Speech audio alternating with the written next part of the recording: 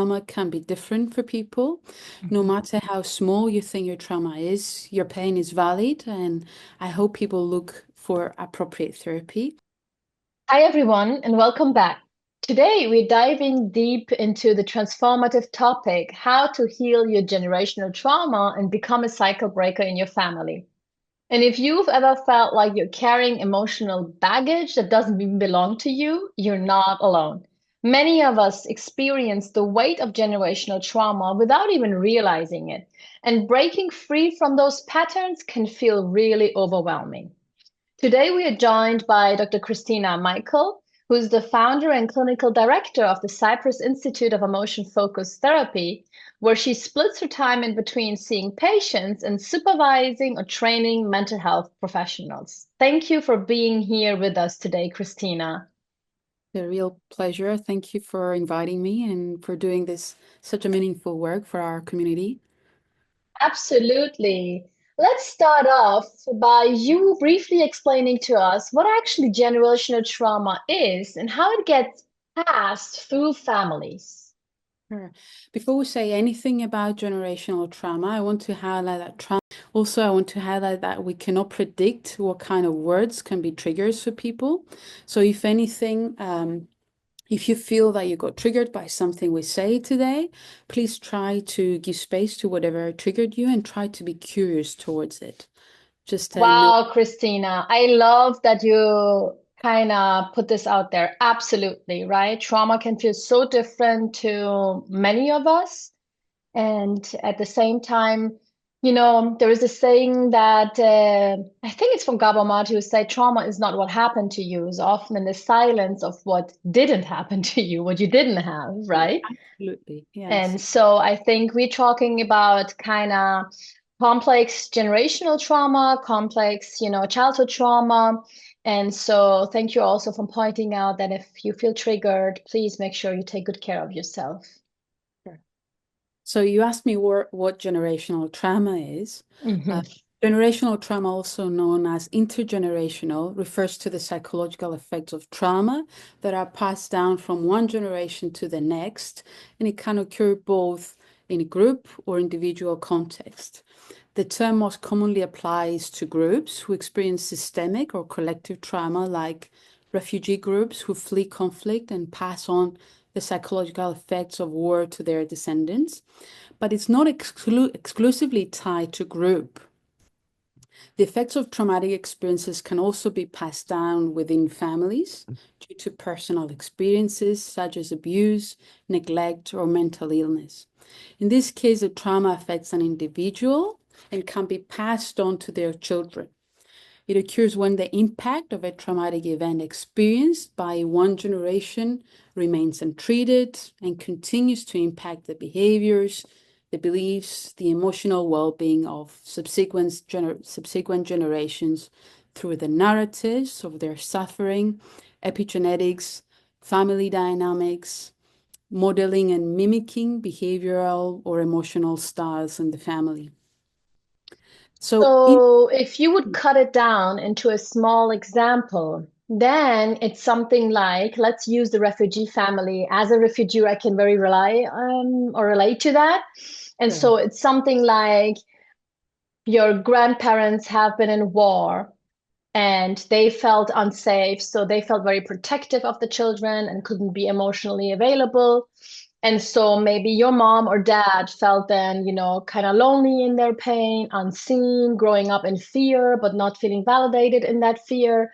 And then they bring, that within the relationship with you because they haven't learned how to validate your emotions and see you. And so they bring that sense of loneliness and not knowing how to be emotionally available into the relationship, maybe even the fear of overprotectiveness. And then they react in a similar way like their parents did, which has a similar impact to you. And that's why that becomes a cycle and generational. Absolutely. Intergenerational Mhm. trauma is really about interpersonal transmission of unprocessed trauma. So, if we take your example of first generation survivors, war survivors, often Mhm. experience extreme physical and emotional trauma, such as witnessing death, starvation, and persecution. Many suppressed their emotions to survive, and those manifest as anxiety, depression, or inability to express affection. So the second generation, their children, may grow up in households where the fear and hypervigilance are prevalent.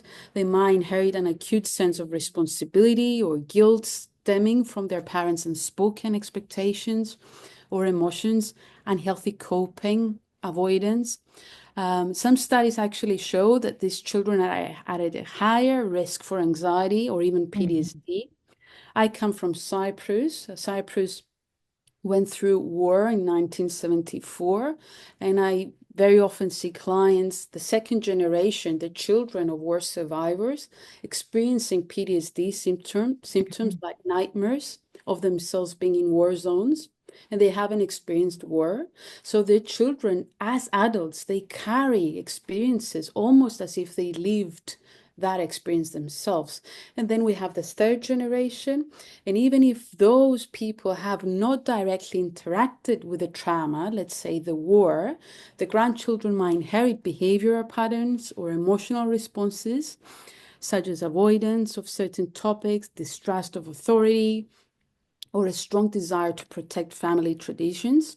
Often it manifests in patterns of emotional avoidance, be strong no matter what, a fear that a disaster will strike soon, so be prepared, Mhm.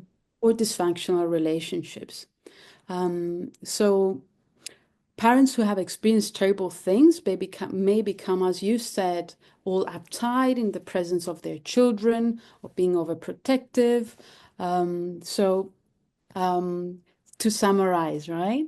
Uh, Yeah, absolutely. I mean, that was a beautiful way to explain how, it's often not even in our awareness when we feel similar feelings or, have those behaviors and patterns that we're not doing it consciously, but it's kind of so subconscious. And yeah. so let's talk about healing. How can someone start breaking that cycle? So, I mean, the cycle that we're describing really demonstrates how unresolved trauma can influence family dynamics, coping Hmm. mechanisms, and even genetic markers, perpetuating its effects across generations. So, addressing generational trauma often requires therapy, open communication, and effort, real effort to break harmful cycles. So, the question was how to break generational trauma. So while generational trauma can be deeply rooted, it's possible to interrupt its transmission. So the first thing that we need to do is acknowledging generational trauma, and that involves self-reflection, education, and an openness to understanding how past experiences with your family or your culture or history may be affecting you today.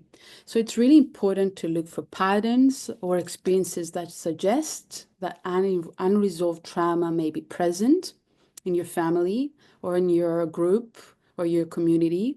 Look for emotional patterns, for example, emotional avoidance, anxiety, hypervigilance, guilt, fear, sadness that seem to be disconnected from your personal experiences.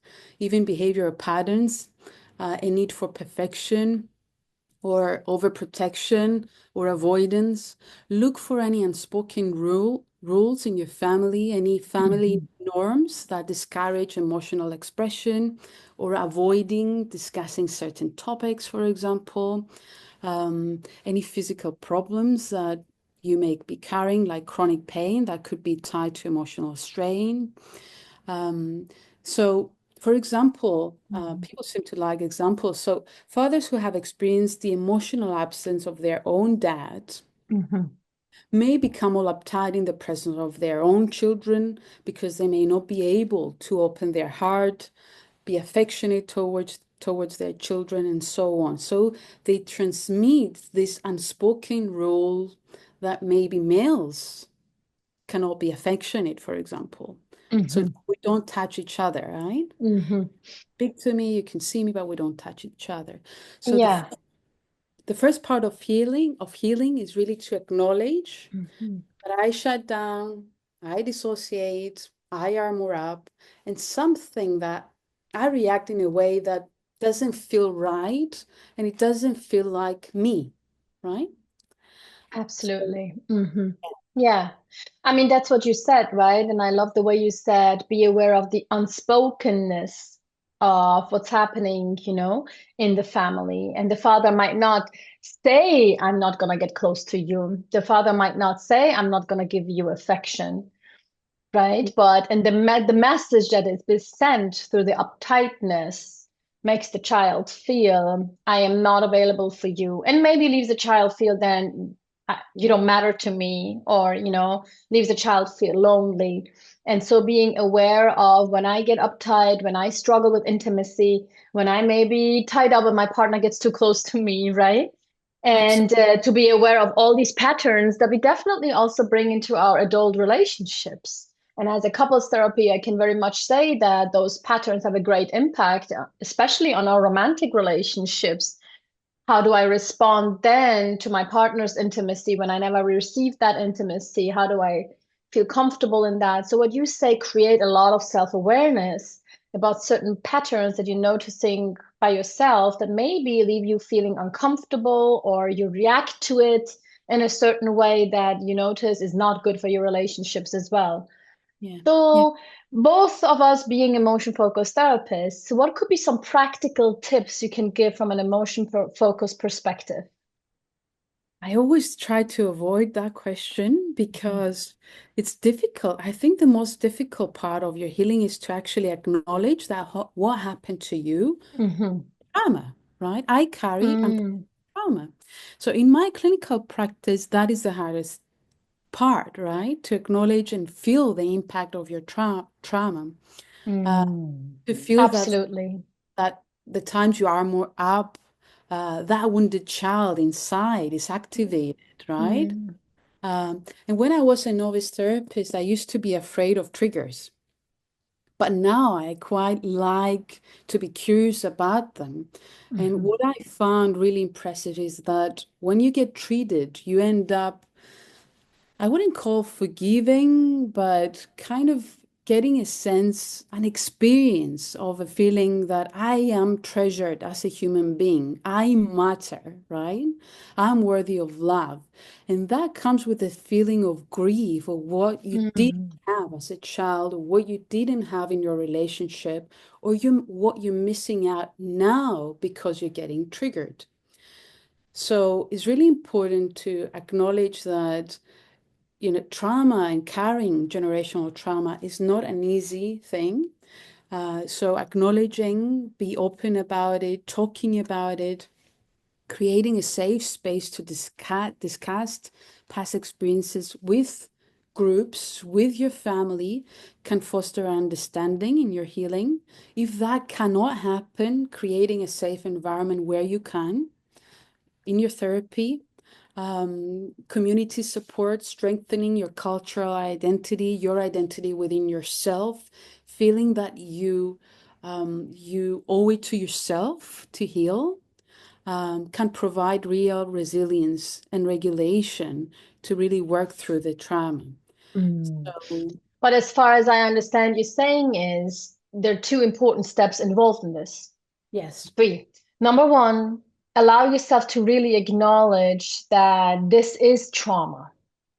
Because I experience a lot of times feeling like, oh, this is first world problem. It's not as bad as what happened to somebody else or something like that. So acknowledge first that what you missed, even the emotional neglect you suffered from and what wasn't there for you in your childhood, is trauma. And that acknowledgement comes also with the acknowledgement of the emotions that come alive when you acknowledge what you missed.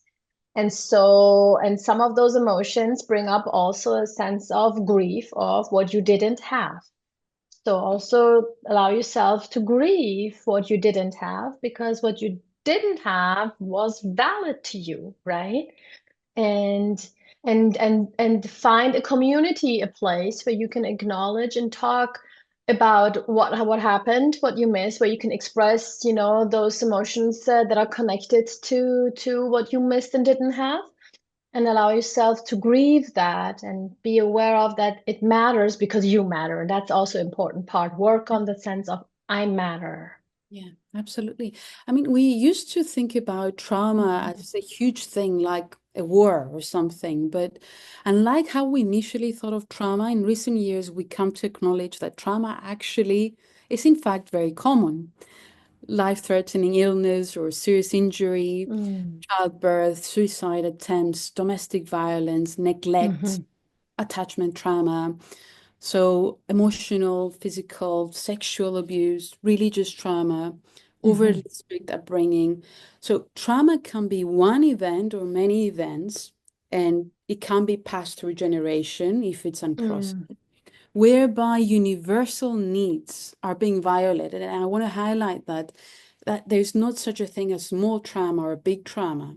If a need, a universal need for love, for connection, for closeness, for acceptance, for respect, for understanding, for protection, stability, for comfort. If those are validated, Mhm. are if those are violated, Mhm. then there is a trauma. It Yes. leaves the Mhm. person in a state of confusion, in a state of shutting down, Mhm. maybe in a state of dissociation, Mhm. carrying anger, and being triggered. Trigger is now a buzzword in Yeah, 2020. absolutely. Yes. Mhm. So the problem with trauma is that it starts with something that happened Mhm. maybe 2 generations back, Mhm. maybe something that happened to us, but it's not where it stops, right? It Yeah. can be carried through generations. If, Mhm. you know, if and the cycle can be broken, as you said earlier, Mhm. and it takes one person. Yeah. Yeah. But then at the same time, one person cannot break the whole cycle, right? You can start by then maybe learning how to be emotionally available, how to let in closeness, that to be more emotionally expressive, to feel more comfort in your difficult emotions, and kind of, also comfort in other people's difficult emotions, to learn to talk about that, to acknowledge that trauma. But it's impossible to break all patterns, right? Especially, as you mentioned briefly earlier, we know meanwhile that actually generational trauma also is epigenetic, right? It actually can influence. It's deeper than we are aware of, and it's impossible to break it all at once. I really would like to let our viewers know, not to put them under pressure of, oh, if I, get triggered again, I will never be able, because you're gonna get triggered, right? Healing doesn't mean you're not gonna get triggered anymore. It means your response to the trigger is a different one, right? Yeah, yeah. You're saying Mhm. something important about not feeling that they need to save the family. Yeah. And I think the person who decides to break the cycle of trauma in the family or in the community or in a group, you need to understand that you're about to do something different than what the group does. Mhm. You're about to do something different than how the rest of the group or the rest of the Yeah. family has learned to be, has learned to cope, has learned to communicate, has learned to love, to survive, really.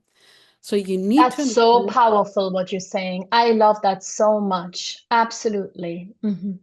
So it's really important what you've highlighted earlier that people may not get it either, Hmm. right? What you're Hmm. doing and how you're behaving and maybe even setting boundaries. People might not get what you're doing. Absolutely. Yes. So be prepared for pushback, be prepared for feeling it's a lonely path, be prepared for not feeling understood in your family, be prepared that, your family is not gonna get it, and you might feel deeply kind of like rejected or dismissed. And so you said that you doing something different, and because you doing that, it doesn't mean everybody else understands that and else is on the same path like you. Yeah. So if you would give one impactful, advice to our audience, what would that be? Everybody who's kind of like in this journey, what kind of advice would you like to give them? Yeah. Um, there's not a magic pill. Hmm. Healing is scary. Uh, Hmm. I mean, we all like the demons we know and are Hmm. familiar, right? Hmm. But also, I know that people who decide to break the cycle, there is something inside that maybe a tiny voice or maybe a louder voice that says that I want to be a person who loves better. I want to be Hmm. a person who connects better. So this is the agency in you. This is the healthy part in you. And healing can be a solo journey, and we can't bring everybody in the healing wagon, right? Unless they want to. Absolutely. Mm. So it's So what really, you're saying, be compassionate to yourself, be kind to yourself. It's a yeah, process. It takes time, right? But the yes, fact that you decide to change something, to do something different, to feel something different, that's already a powerful step. absolutely. And there's not a Yeah. recipe for all, right? And Mm.